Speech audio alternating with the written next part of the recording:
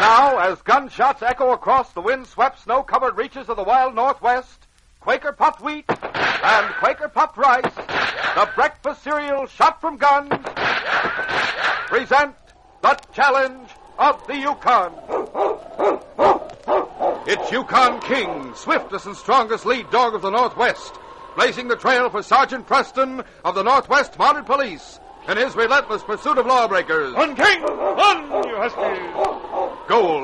Gold discovered in the Yukon, a stampede to the Klondike in a wild race for riches.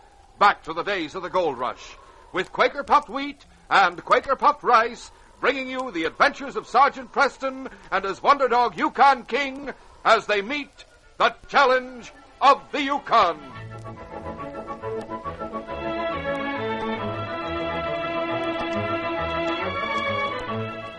It's not too late. Start now, today. Yes, hurry. Get started on your new Quaker miniature model farm. Listen. That's Topsy, your model Shetland pony. And that's Queenie the collie, your model farm watchdog. These and 44 other colorful, detailed scale models of farm animals, farm buildings, and equipment all come with a complete new Quaker model farm. There are 46 different models in all, and they're yours at no extra cost. And listen to this. There's no waiting, nothing to send in. No money, box tops, or coupon. Listen to how you can start your own Quaker model farm right here and now tonight. You'll hear full details in just a few minutes.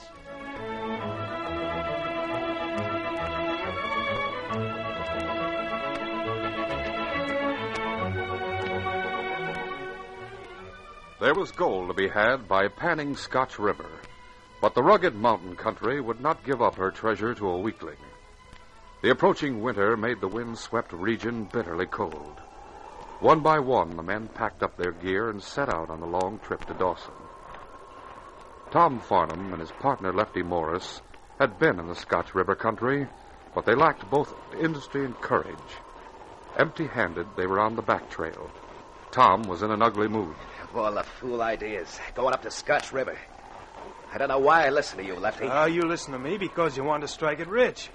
I thought you knew it wouldn't be child's play. There could be $1 million at Scotch River, and I wouldn't stay there another day. All right, we've left. Yeah, we're shut of it. And where are we? Got to walk for days to get back to Dawson. Oh, you'll feel better after you've had something to eat, Tom. Where we get it. You know as well as I do, we're out of grub. There's a way cabin straight ahead, the bend of the trail. Come on, I won't take it. Wilderness trails were marked at intervals by small windowless cabins along the way. They were established for the benefit of travelers and stocked with food and firewood. Any man was free to make use of the way cabins and take whatever he might need, but there was a strict code in effect. Tom and Lefty made themselves at home and soon had food on the fire that crackled in the fireplace. By the time the coffee's boiled, I'll have this steak done to a turn. Tom, I reckon you'll feel better when you sink your teeth into a juicy slab of caribou, huh? You suppose we could throw some more wood on the fire? Sure thing. That's what the wood's piled up for. Burn as much as we like, as long as it's replaced before we leave. Replaced? You mean we've got to cut wood before we hit the trail? Sure. Not me, Lefty. I'm leaving here at daybreak, and I'm not cutting any wood before I start.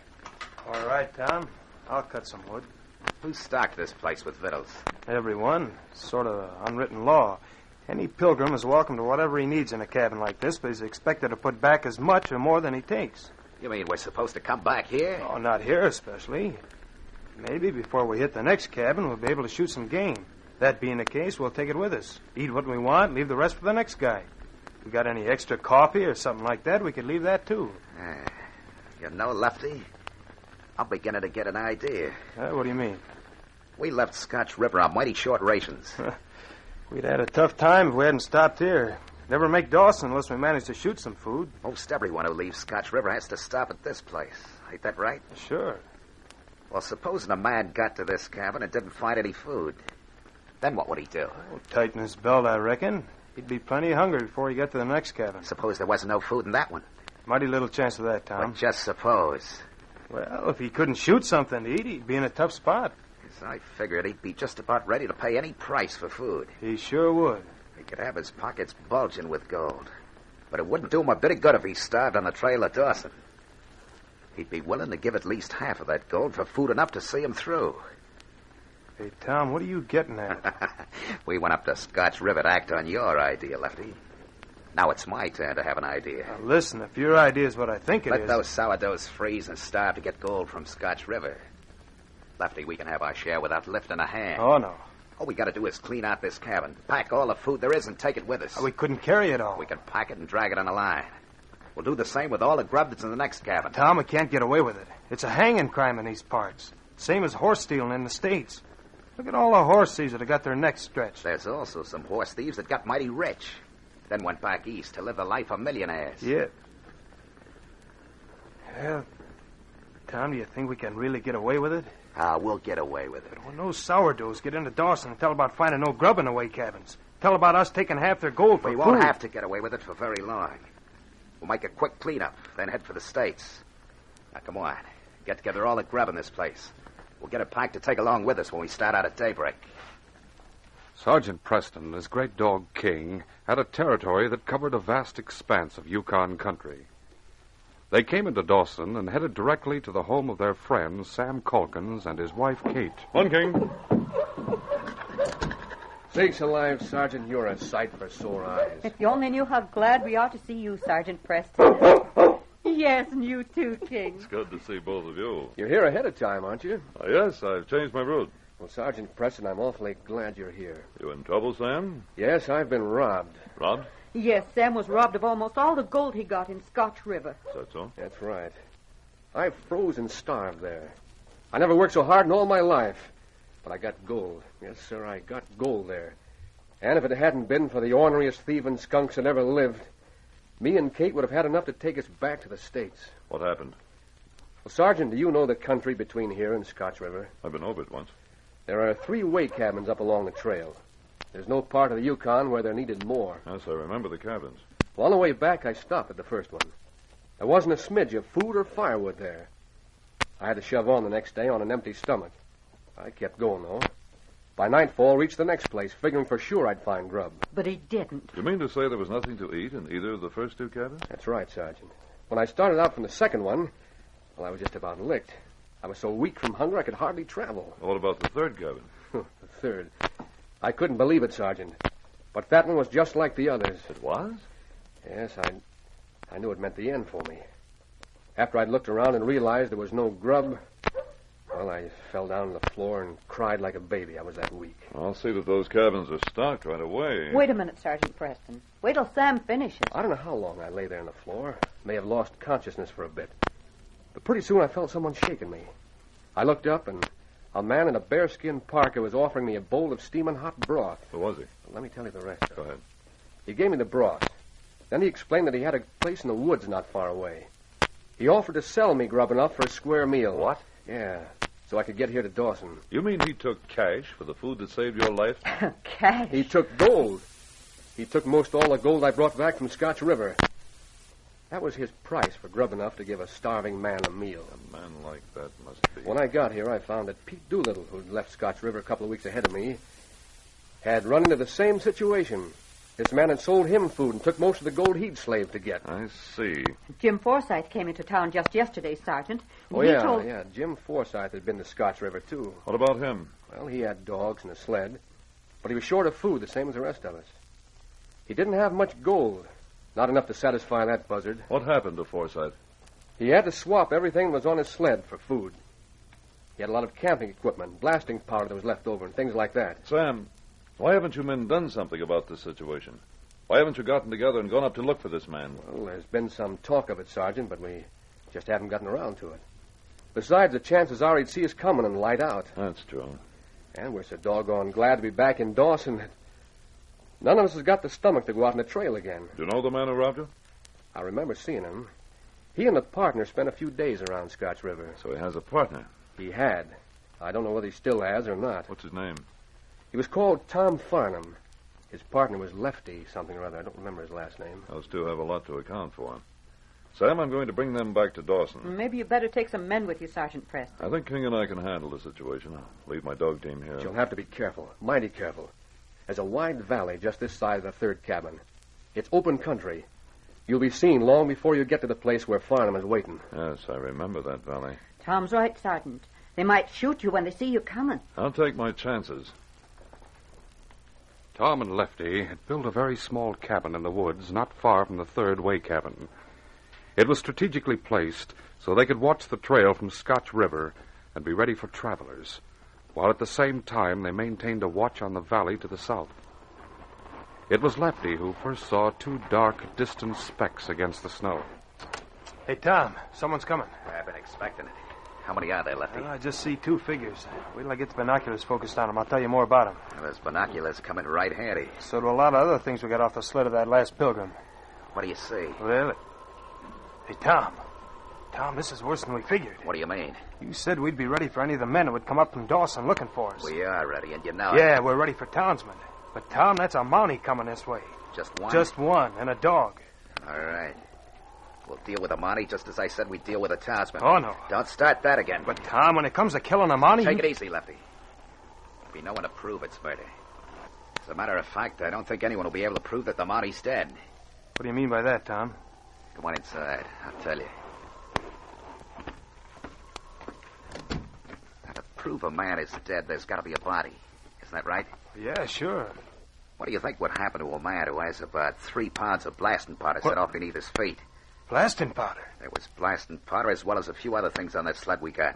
You mean Jim Forsythe's? Yeah. Now, give me a hand. We'll fix a reception for the Mountie.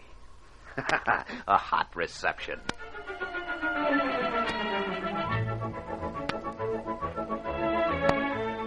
We'll continue our story in just a minute. Fellas and girls, don't wait another day. Start your Quaker Model Farm right away. It's new, different, fun. It's terrific. You can't afford to miss this amazing offer made by Quaker Puffed Wheat and Quaker Puffed Rice, the breakfast cereal shot from guns. Listen carefully. Here's how easy it is to get this swell new complete miniature model farm. You can get 46 detailed scale models in all. They're yours at no extra cost. And you build these exciting models of farm buildings yourself. It's easy, and you can stock your farm with model horses. And with model cows. And wait till you see models like the Big Red Barn. This amazing Big Red Barn actually has a sliding door. All buildings like farmhouse and garage have doors and windows that open and close. You get a cattle shed, too, a tractor, a pickup truck. You get everything, even a roadside stand. What's more, all this doesn't cost you a single extra penny. Here's all you do to get these models. Get special new packages of Quaker Puffed Wheat and Quaker Puffed Rice. Every model, yes, every single model comes printed right on the new packages of Quaker Puffed Wheat and Quaker Puffed Rice. There are 8 different packages in all, and you get as many as 6 different models on a single package. All models are easy to build, too. Packages are pre-cut and scored. No paste or glue is necessary. Don't delay another day. Start your model farm right away. There's no waiting, nothing to send in, no box tops, no coupons, and no money. These easily assembled models come on new packages of Quaker Puffed Wheat and Quaker Puffed Rice, the swell-tasting breakfast cereals shot from guns. Ask for Quaker Puffed Wheat and Quaker Puffed Rice. Your grocer now has these keen new models. They're yours for the asking when you ask for delicious Quaker Puffed Wheat and Quaker Puffed Rice.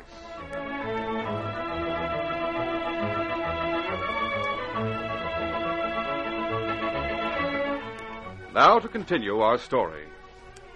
Tom Farnham worked rapidly after seeing Sergeant Preston and the great dog King in the distance. In the small cabin he and Lefty had built, he had a number of articles spread out on a crude homemade table. He was fitting them into a wooden box, while Lefty dug a hole in the center of the dirt floor. That hole's deep enough, Lefty. Just leave the dirt there in a pile. Oh, the ground was sure frozen hard. I've got this box just about rigged. Take a look at it.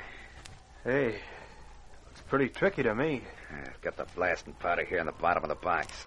I'll fix this gun right here, like this.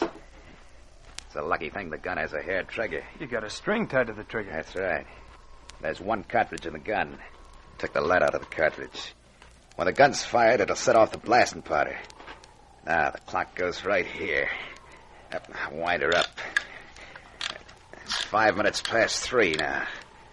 That means that in 55 minutes it'll strike the time. You didn't wind it very much. That's all he got to run for 55 minutes. Just fasten this string from the trigger of the gun. There's a little hammer that strikes the time on the hour. When the hammer goes back, the gun goes off. And that's the end of the Mountie. Listen, Tom, I don't like being part of a deal like this. I never figured on getting into murder. Let me do the figuring. You just do as I tell you. Cock the gun.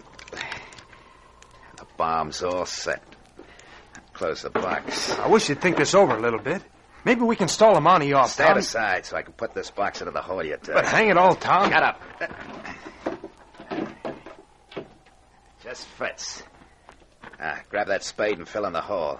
Then we'll move the table over the place and get out of here. But, Tom, how do you know the Mountie will stay here till that powder blows up? I'll leave a note on the door. And I guarantee it'll keep him here. Now fill in that hole. All right, but I don't think... Sergeant Preston had left his sled and dogs in Dawson.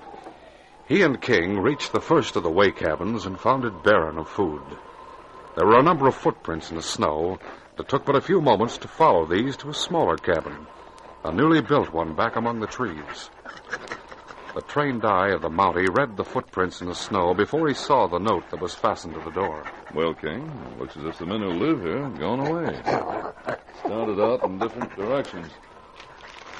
Let's see what's on this note. Lefty, if you get back ahead of me, be sure and wait, because I have something important to tell you. I've gone hunting. I'll be back no later than 4 o'clock. 4 o'clock, huh? Well, King, might as well go inside and wait. Tom Farnham signed that note, and he's the man I want to talk to. And his partner, Lefty, too. Come in, King. Place seems to be newly built, eh, King? Those two crooks probably put it up in a hurry so they could wait here and watch for travelers on their way back from Scotch River. Well stocked with food. Very well stocked. All right, King. We'll wait here for them, boy. Tom and Lefty had made divergent tracks from the cabin so the note on the door would appear authentic. But the two had gone only a short distance before meeting. They were within 1/8 of a mile of the cabin, waiting among the trees. It's too bad we had to leave so much stuff in the cabin. We brought all we could carry. You should have made that last prospector we got leave his dogs and sled. I didn't want the bother of feeding the dogs. Tom, are you sure we'll hear the explosion from here? We'll hear it, all right. Then what'll we do? As soon as we're sure the Mounties off our trail for keeps, we'll go into Dawson.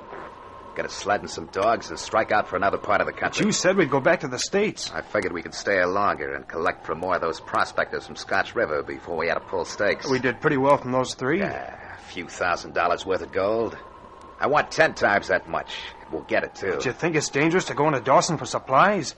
We might run into Forsyth or one of those others we robbed. We didn't rob anybody. We just sold food. We kept them from starving. Yeah, that's the way you look at it, We'll but... keep a sharp watch. Hey, Tom. Huh? What time is it now? 3:30. Half an hour to wait. Well, I hope nothing goes wrong. Nothing will go wrong. You just wait and see. Meanwhile, Sergeant Preston and his dog investigated every nook and corner of the cabin. Then the Mountie sat down in a box that served as a chair. But King was restless. The dog's keen instincts told him danger lurked close at hand. There was something intangible. He sniffed at boxes and at cupboards, then at a small spade that stood against the wall. What's the matter with you, King? It's just an ordinary spade. King stood up, braced his front feet against the wall, and sniffed the handle of the spade. He touched it with his delicate nostrils, and it slid to the floor. Take it easy, King. We haven't much longer to wait. I'll put that spade back where it was. Why, here's a peculiar thing, fella. There's fresh dirt on it. It's been used quite recently.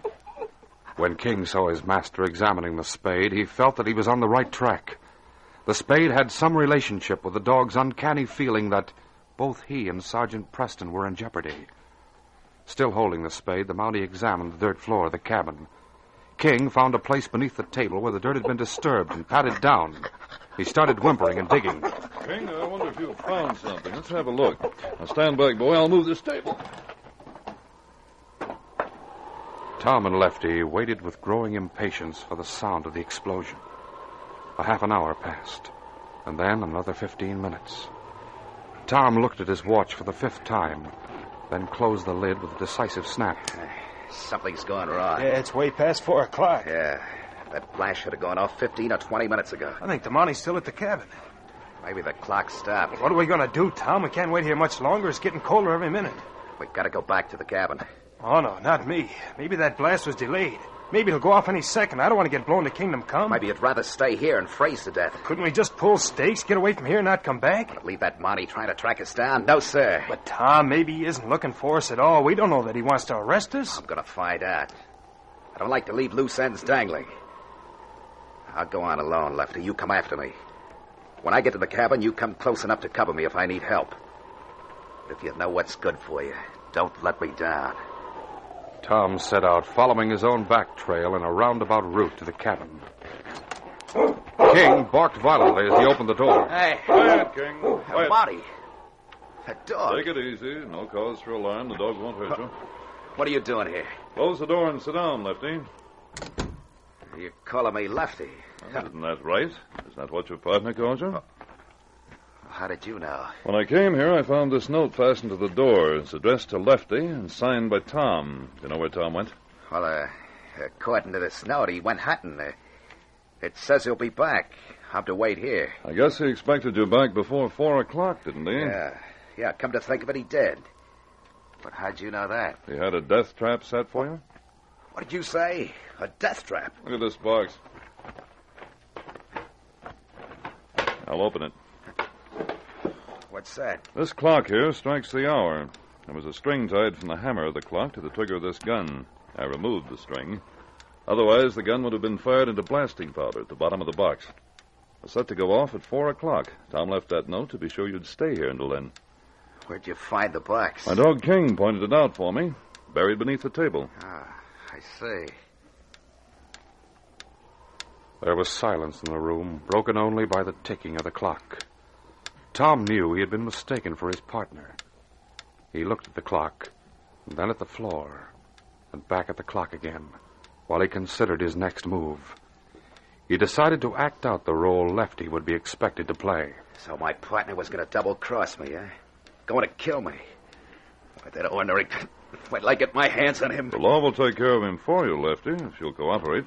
Cooperate? What do you mean by that? Lefty, I know what you and Tom have been up to. Several men in Dawson came close to starving because you two took all the food from the way cabins. Who can prove it? I know what you're going to say. Might be hard to make a charge against you stick in court as a matter of proof. There's no actual proof you stole the food. But you and I both know that's the case. We can prove you took just about all the gold Sam Calkins had in exchange for food enough to get to Dawson. When food is scarce, the price goes up. It was mighty scarce for those men. While I was waiting for you to return, I wrote out a full confession. Here it is. You expect me to sign a confession that'll put me in jail? I'm giving you a chance to stay out of jail. Of course, your fate will lie in the hands of a jury. But I think if you sign that confession and give back the gold and property you took, and restock the cabins you looted, the jury will take that into consideration. What about my partner? When your story's told, he will go to jail for attempted murder. Well, I don't know. Let me think it over. I'd get him up, buddy. King stood tense and ready, waiting for the nod from his master that would be the signal to attack the man who held a gun. But Sergeant Preston didn't nod. He wanted to know what lay behind the gunman's sudden change. Steady, King. Hold it, boy. Not yet. Get him up, do you hear me? I didn't expect you to pull a gun on me, Lefty. No, I reckon you didn't. That was another mistake you made. You made a lot of mistakes today, Monty. The first one wasn't taking me for my partner, Lefty. You're not Lefty? Nah, my name's Tom Farnham, and that note I left on the door wasn't meant for Lefty. It was meant for you. And so was the blast. We saw you coming.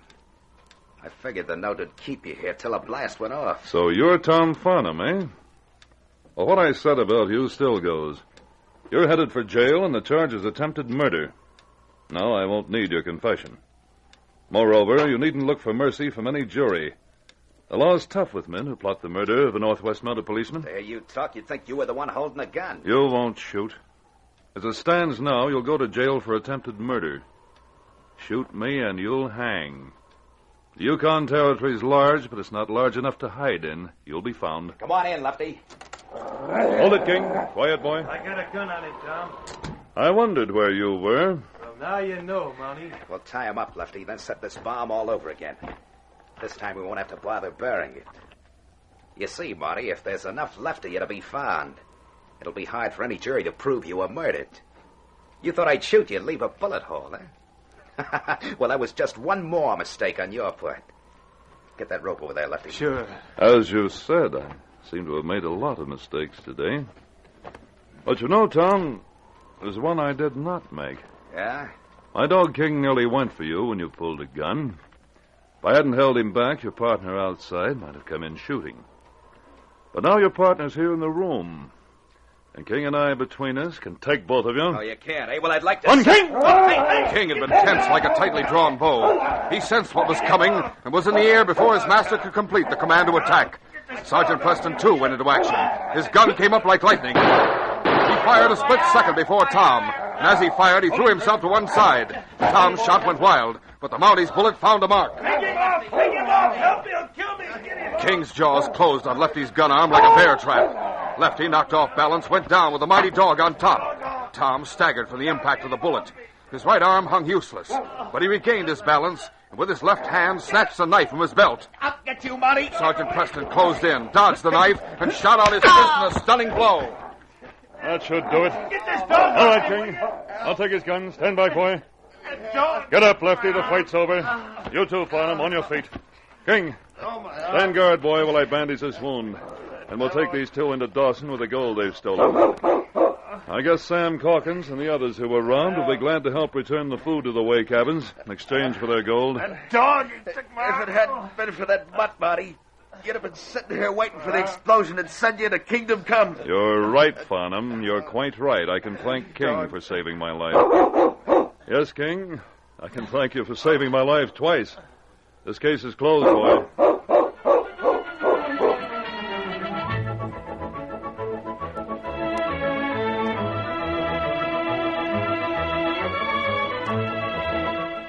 In just a moment, Sergeant Preston will give you a preview of Monday's program.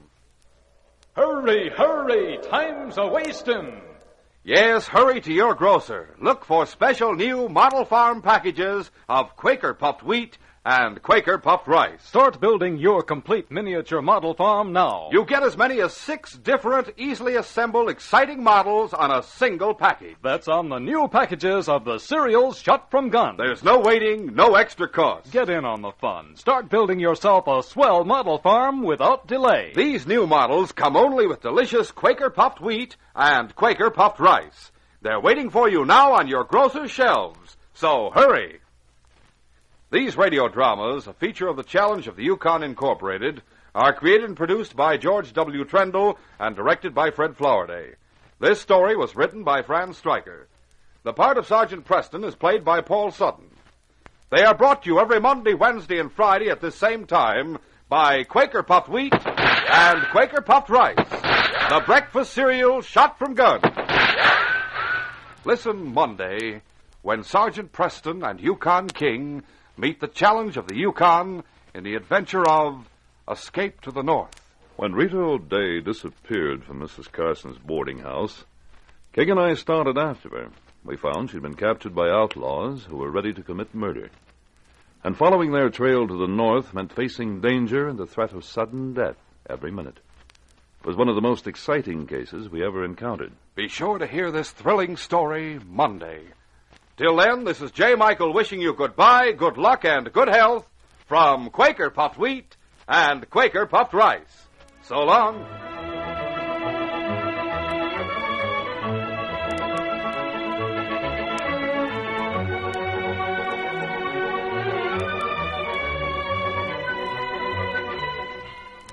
This is ABC, the American Broadcasting Company.